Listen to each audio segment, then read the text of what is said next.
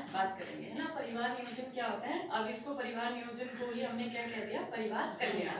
परिवार कल्याण क्यों लगा दिया, नियोजन की जगह कल्याण लगाने का क्या कारण था कि कल्याण का मतलब होता है कि किसी की भलाई करना, ठीक है।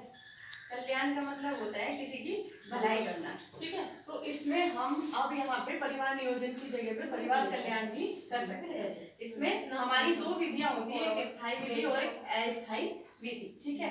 स्थायी विधि होती है जो एक बार अगर हमने अपना ली तो फिर हम पूरी लाइफ क्या होता है वो प्रेग्नेंट नहीं रह पाती। इसमें स्थायी विधि में दो तरह की होती है, एक पुरुष नसबंदी और एक महिला नसबंदी। दोनों के बारे में आप लोग अच्छे से अवगत हैं कि पुरुष नसबंदी हमारे यहाँ कितनी हो चुकी है रेखा दीदी। पुरुष नसबंदी छह नसबंदी हमारे यहाँ हो चुकी है और महिला 52 के अराउंड हमारी महिला नसबंदी हो चुकी है ना, ठीक है। अब स्थायी विधि में तो कोई दिक्कत, किसी को कुछ समझना आया हो इसमें स्थायी विधि। अब दूसरी विधि होती है हमारी अस्थायी विधि। अस्थायी विधि में प्राकृतिक विधि आती है। प्राकृतिक विधि में आपका कैलेंडर मेथड आता है, ठीक है।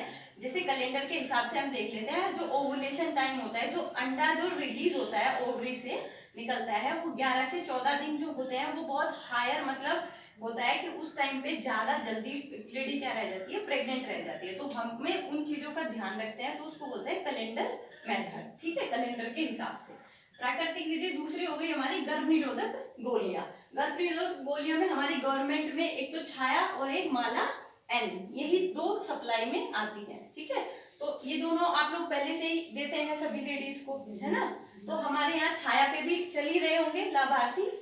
लगभग कितने लाभार्थी आपके एरिया में छाया पे चल रहे हैं। माला एन पे कितने चल रहे हैं, कितने, 7 छह चल रहे हैं आपके माला एन पे, ठीक है।